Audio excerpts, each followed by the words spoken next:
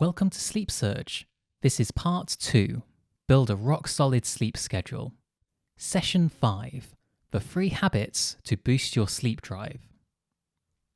Yesterday, we looked at the 2 parts of your sleep schedule: sleep homeostasis, your sleep drive that sends you to sleep, and the circadian rhythm, the alerting force that keeps you awake. Today, we're primarily going to focus on sleep homeostasis. I'll share with you 3 habits that you can use to boost your sleep drive by carefully managing your homeostatic pressure. Once you've got strong sleep homeostasis at night, the only thing stopping you from having a good sleep schedule is your circadian rhythm, and you'll learn how to take control of that tomorrow. Habit number 1. Wake up at the same time each day. Most people have the habit of sleeping in late at the weekends, but this is one of the fastest ways to deplete your sleep drive's homeostatic pressure. It messes up your sleep schedule and can keep you trapped in insomnia.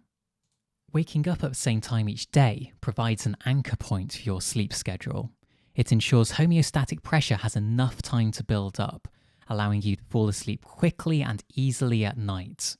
If you wake up late, you might not have enough homeostatic pressure built up by bedtime, so you will have trouble falling asleep.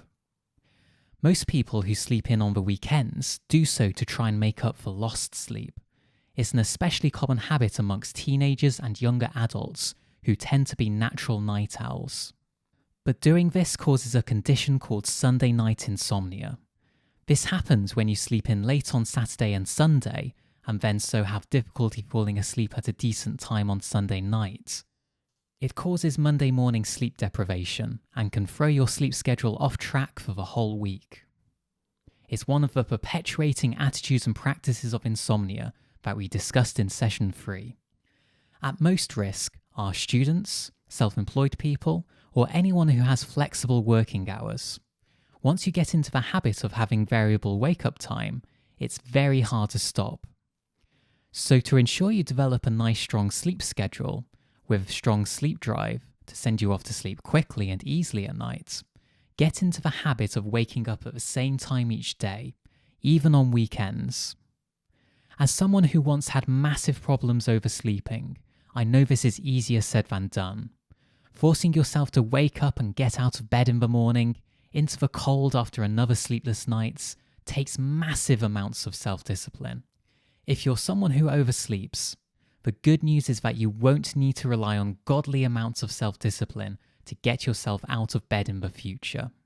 Sessions 7 and 8 will give you the habits you need to fall asleep earlier at night, so you wake up in the morning feeling completely refreshed and wide awake. But for now, do your best to try and limit oversleeping. The best you can do is wake up at the same time each day. Habit number 2. Nap carefully and skillfully.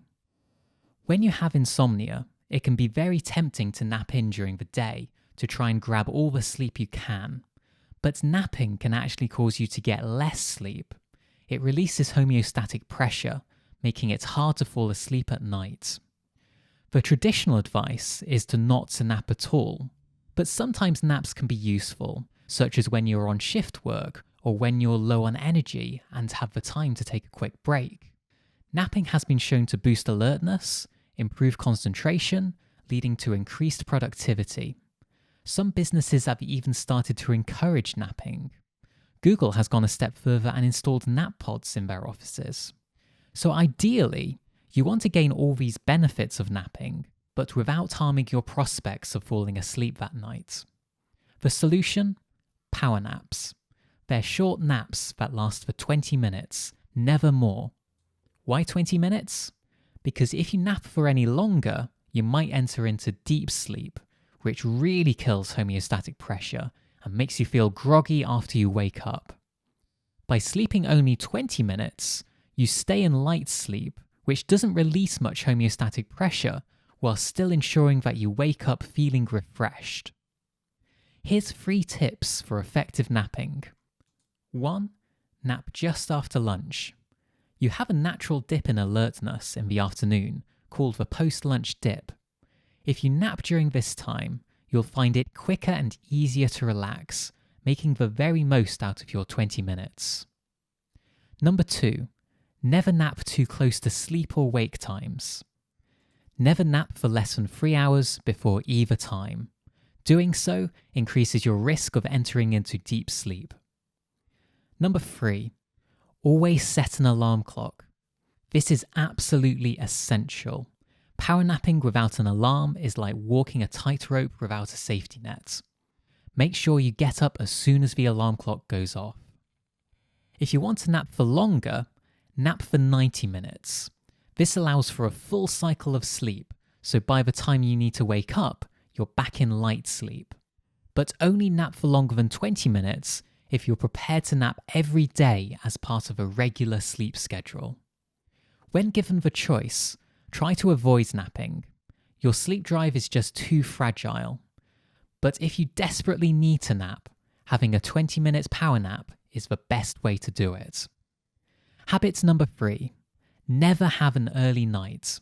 Conventional wisdom says that if you can't sleep or you're feeling sleepy, you should go to bed early.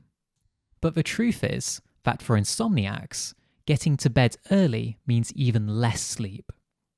If you go to bed early, even if you feel sleepy, you'll probably have trouble sleeping. Even if you do fall asleep, you're more likely to wake up in the night, sometimes only a few hours after falling asleep, and you'll be unable to fall back to sleep. This causes you to feel sleepy the next day, so you get another early night, and then so the cycle continues. So why is this? Why can't you get an early night even if you feel really sleepy? The problem is down to your circadian rhythm. Here's the circadian rhythm graph from yesterday. Do you see the problem? Your circadian rhythm is at its peak strength just a few hours before bedtime. So you feel sleepy due to all the homeostatic pressure, but you can't actually fall asleep because of the strong alerting force of your circadian rhythm. If you do fall asleep during this time, your sleep quality will be reduced, and you'll be more prone to waking up later in the night. And if you do wake up, you might not have enough homeostatic pressure left to fall back to sleep. So never get an early night, not even if you're really tired. Stay awake and go to bed at your normal time. So in conclusion, for a strong sleep drive, you need to wake up at the same time each day, never nap for more than 20 minutes a day, and fall asleep at around the same time each day. You'll probably feel extra sleepy at first before you develop that strong sleep schedule, but that just means you'll fall asleep easier at night. Of course, a strong sleep schedule is only half the picture. To fall asleep, you also need to turn off a mechanism responsible for keeping you awake, your circadian rhythm, and tomorrow you'll learn how to do just that. Action steps. Decide exactly when you want to wake up and when you want to fall asleep. Make sure this allows for 7 to 8 hours of sleep, or more if you're a teenager. Ensure you never get an early night. Only go to bed at your chosen time. Wake up at the same time each day, even on weekends. Give yourself time to adjust. By sticking to these action steps, you may feel horrible at first, but sticking to them is a big step in the right direction to achieve your goal of better sleep. A step further, keep track of the time you go to bed, how long you estimate it took you to fall asleep, and what time you woke up, and what time you got out of bed. By doing this each day, you'll get useful information, and this will let you know how you're progressing. This can be essential to keeping you motivated.